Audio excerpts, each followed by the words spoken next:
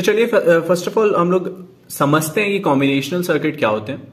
Combinational circuit एक time independent circuit होते हैं, ठीक है। कॉम्बिनेशनल सर्किट जो होते हैं, सपोज करो कि ये एक कॉम्बिनेशनल सर्किट का हमारा एलिमेंट है। ये जो एलिमेंट है ये एक इनपुट पे आउटपुट देगा, श्योर, ठीक है। एक इनपुट देंगे उस पे आउटपुट देगा। बट ये जो इनपुट मैंने दिया है ये इसी इंस्टेंस में, सपोज करो t इक्वल टू 1 पे मैंने इस टाइम पे इनपुट दिया, राइट। तो इसी टाइम पे t इक्वल टू 1 पे ही ये आउटपुट देगा, ठीक है। इसमें प्रीवियस टाइम पे क्या हुआ था, सपोज करो t इक्वल टू 0 पे मैंने कुछ एक इनपुट दिया था, ठीक है, 0 1 0 ये इनपुट गया था। आउटपुट उस हिसाब से t इक्वल टू 0 पे मुझे मिल गया, ठीक है। पर जब हम t इक्वल टू 1 पे आए तो एक कंप्लीट न्यू इनपुट के साथ हमारा आउटपुट आएगा। सपोज करो अभी हम दे दिए 101, अरे एक और से, ठीक है, एग्जाम्पल ले रहे हैं। तो t इक्वल टू 1 पे हम ले लिए एक इनपुट 1010, ठीक है। t इक्वल टू 0 पे मैंने लिया था 0101। अब ये जो t इक्वल टू 0 पे मैंने इनपुट लिया था और उससे जो आउटपुट मिला है मुझे, ठीक है, वो कंप्लीटली इंडिपेंडेंट होगा एज पर t इक्वल टू 1, ठीक है। मतलब t इक्वल टू 0 का जो इनपुट है और t इक्वल टू 0 का जो आउटपुट है वो कुछ भी फर्क नहीं पड़ाएगा t इक्वल टू 1 के इनपुट पे, ठीक है। सिंपल से मेरे को समझना है बात को कि प्रेजेंट इनपुट पे ये डिपेंड करता है, ठीक। तो हम सबसे पहले एक पॉइंट लिख लेते हैं, ठीक है, कि it depends only upon present input, ठीक है। जरा समझो इस बात को, प्रेजेंट के इनपुट को, जैसे t इक्वल टू 1 पे मैंने दिया था 1010, राइट।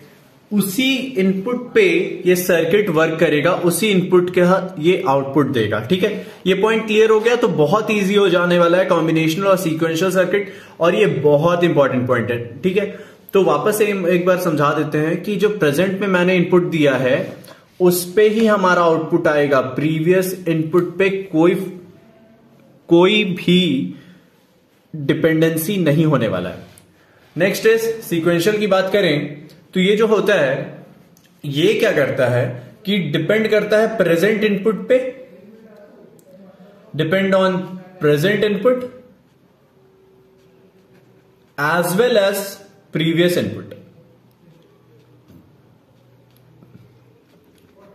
ठीक है। जरा समझते हैं इस बात को। सपोज करो कि हम कुछ एक एलिमेंट में कोई एक वैल्यू पास कराए हैं, राइट, और वो वैल्यू t इक्वल टू 0 पे करवाएं, देन हम t इक्वल टू 1 पे अगेन आए और एक वैल्यू पास करवाएं।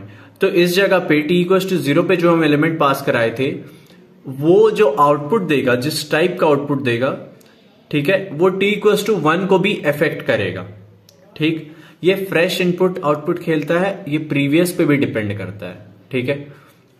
तो जरा सोच के देखो कि जब ये प्रेजेंट की बात कर रहा है, ठीक है, तो इसको कुछ स्टोर नहीं करना है, राइट। मतलब इसको प्रीवियस अच्छा यहां पे बात हो रही है कि ये डिपेंड करता है प्रेजेंट पे भी एज वेल एज प्रीवियस पे भी, ठीक है। तो अगर जब प्रीवियस की बात हो रही है तो प्रीवियस रिकॉर्ड रखने के लिए, सपोज करो एक स्कूल है, तो प्रीवियस रिकॉर्ड करने के लिए उस स्कूल को कैसे स्टोर करना पड़ता था, उसको स्टोर करना पड़ता था। स्टोरेज वर्ड आ रहा है इधर, राइट। तो ये हमारा एक नेक्स्ट एग्जाम्पल ये है, पॉइंट है कि इसमें स्टोरेज होता है, स्टोरेज इज देयर, राइट। और इसमें कॉम्बिनेशनल में सोच के देखो कि ये प्रेजेंट की बातें कर रहा है बस, there should be no need of storage, ठीक है। तो स्टोरेज इज नॉट प्रेजेंट, ठीक है। नेक्स्ट पॉइंट पे आते हैं, या फिर इसको टेक्निकल टर्म्स में हम ये भी कह सकते हैं कि स्टोरेज इसमें है, मतलब इसमें मेमोरी है, मेमोरी या फिर स्टोरेज, इसमें मेमोरी नहीं है, ठीक है। इन सब पॉइंट्स को याद रखना, एग्जाम में लिखना, डायरेक्ट मार्क्स मिलेंगे यार, ठीक है। नेक्स्ट पॉइंट जरा सोच के देखो कि कोई चीज हमारा प्रेजेंट इनपुट पे डिपेंड कर रहा है, राइट, और कोई चीज हमारा प्रीवियस इनपुट पे भी डिपेंड कर रहा है एज वेल एज प्रेजेंट पे भी डिपेंड कर रहा है, तो कौन ज्यादा स्लो होगा, कौन ज्यादा फास्ट होगा? सिंपल है यार, क्योंकि जस्ट इनपुट आया, आउटपुट मिल गया, आया एज वेल एज स्टोर भी किया मेमोरी में, एंड देन तो ये प्रोसेस स्लो होगा ना, ठीक है। यही समझाना था कि इसमें स्पीड जो है हमारा वो स्लो होता है, ठीक है, और इसमें स्पीड इज फास्ट, ठीक है। नेक्स्ट पॉइंट्स पे आते हैं। अभी तक समझ आया होगा, लेट्स होप। ओके, सो हम अभी बात किए थे कि प्रीवियस पे डिपेंड नहीं करता है कॉम्बिनेशनल, सीक्वेंशियल प्रीवियस इनपुट पे डिपेंड करता है। हम बार बार रिपीट कर रहे हैं ताकि आपको याद हो जाए।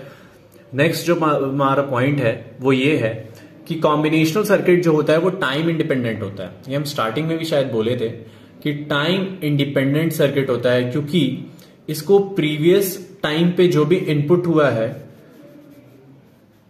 Time independent, time is independent, ठीक है, तो जो प्रीवियस इनपुट हुआ है जिस हमारे टाइम पे, उस पे ये डिपेंड नहीं करेगा। नेक्स्ट हमारा सीक्वेंशियल जो होता है वो टाइम डिपेंडेंट होता है, ये टाइम इंडिपेंडेंट है, मतलब ये टाइम पे डिपेंडेंट नहीं है कॉम्बिनेशनल, और सीक्वेंशियल हमारा टाइम डिपेंडेंट है, ठीक है। वही वाला बात t=0, t=1 वाला बात, ठीक है। नेक्स्ट हम लोग जाते हैं, हम एग्जाम्पल समझते हैं, है ना। तो एग्जाम्पल हमारा जो है कॉम्बिनेशनल का, अब यार देख लो कि बात हो गई इसकी प्रॉपर्टीज की, है ना, कि यार चलो प्रेजेंट पे डिपेंड करेगा, प्रीवियस पे डिपेंड करेगा, ठीक है।